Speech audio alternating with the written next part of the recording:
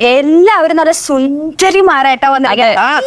ഓണം ആയി കഴിയുമ്പോൾ സ്പെഷ്യാലിറ്റിയാണ്. എല്ലാവരും മുല്ലപ്പൂ ഒക്കെ ചൂടി നല്ല നല്ല സെറ്റ് ഭംഗിയായിട്ട്. അമ്മച്ചിനെ കണ്ടോ എന്ത് സുന്ദരിയായിട്ടാ നിക്കണ നോക്കിയേ. അമ്മച്ചിക്ക് സെറ്റ് സാരിയുടെ ആവശ്യമില്ല, ആ ചീരി മാത്രം മതി. ഇപ്പൊ ഞാൻ മാവേലി കൂടെ ഉള്ള സ്ഥിതിക്ക് നമുക്ക് അങ്ങോട്ട് കളറാക്കി അങ്ങ് തുടങ്ങാം. എന്താ നിങ്ങളൊക്കെ റെഡി അല്ലേ? മക്കളെ ഒരു കാര്യം പറയട്ടെ, നിങ്ങൾ രണ്ടുപേരും സീരിയലിൽ കാണുന്നേക്കാളും സുന്ദരിമാര്. മാവേലി മോശമല്ല, മാവേലി സുന്ദരനാ. എല്ലാവർക്കും കൂടെ ഒരിക്കൽ കൂടി ഓണാശംസകൾ പറയാണ്. അതോടൊപ്പം തന്നെ നമ്മുടെ ഗെയിമുകളും ഗിഫ്റ്റുകളൊക്കെ തന്നെ നമുക്ക് കളറാക്കി അങ്ങ് അടിച്ചു പൊളിച്ച് തുടങ്ങിയാലോ? അപ്പൊ അങ്ങനെ പൊന്നെ നമുക്കൊരു ആർപ്പ് വിളിച്ചാലോ? എനർജി വേണ്ടത് വേണ്ടിട്ട് അപ്പൊ തുടങ്ങല്ലേ? മാവേലി വിളിക്കും.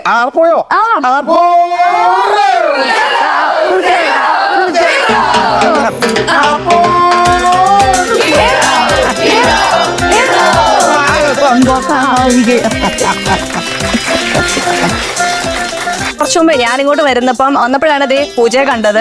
അപ്പൊ ആ വഴിക്ക് ഞാനിതേ നമ്മുടെ മെമ്പറെ കൂടെ കണ്ടിരുന്നു കേട്ടോ.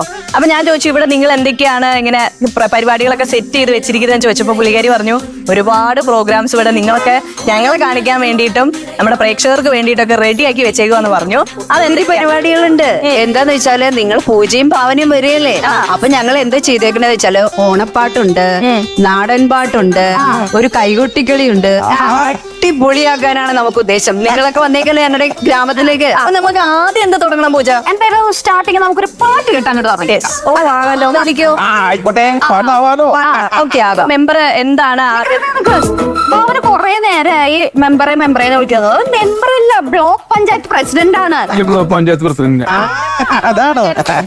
ഗായ്സ്, എന്റെ മിസ്റ്റേക്ക് ആണ് കേട്ടോ. ഭാവനയ്ക്ക് വന്നൊരു മിസ്റ്റേക്ക് ആണ്. നിങ്ങൾ ആരും ഒന്നും വിചാരിക്കരുത്.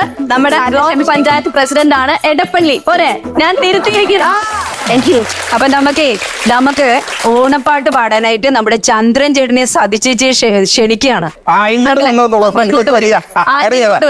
ഞങ്ങളൊന്ന് മഹാബലി ഇവിടെ നിന്നോളൂ. ഓ, അറിയാതെ ഞങ്ങൾ അറേഞ്ച് ചെയ്തോളാം. ഈട് വരിക. അയ്യോ, ഇത് എവിടെ പോയാലും പ്രശ്നമാണ്.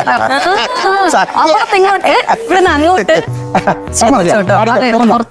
ചെറിയൊരു പ്രശ്നം ഞങ്ങൾ നോക്കിക്കോളാം. മഹാബലി നാടു ഭരിച്ചിടുമ്പോൾ പട്ടിണിയില്ല, പരാതികളില്ല, കളവുമില്ല, ചതിവുകളില്ല, എള്ളോളം ഇല്ല പൊളി വചനം. തെയ്യാരോ തെയ്യകതാരോ തെയ്യാരോ തെയ്യാരോ തകതയ്യാരോ തെയ്യകതാരോ തെയ്യാരോ തെയ്യാരോ.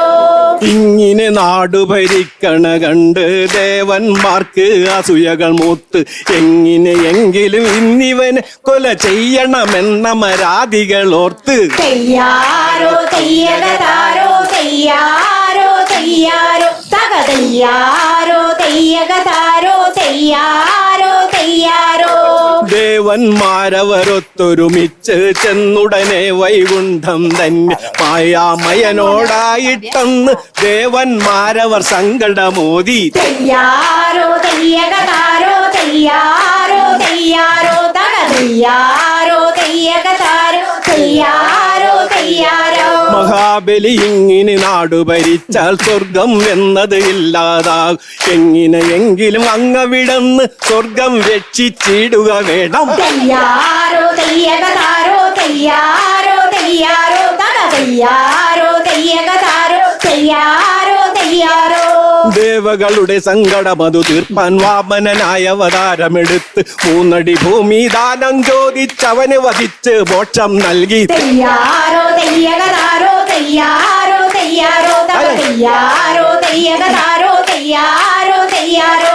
ചിങ്ങമാസത്തിരുവോണം നമ്മളോരെ കാണാൻ വരിക നീ എന്നു പറഞ്ഞു മറഞ്ഞു സാക്ഷാൽ നാരായണനോ വൈകുണ്ഠേശൻ. തെയ്യാരോ തെയ്യകതാരോ തെയ്യാരോ തെയ്യാരോ തകതയ്യാരോ തെയ്യകതാരോ തെയ്യാരോ തെയ്യാരോ.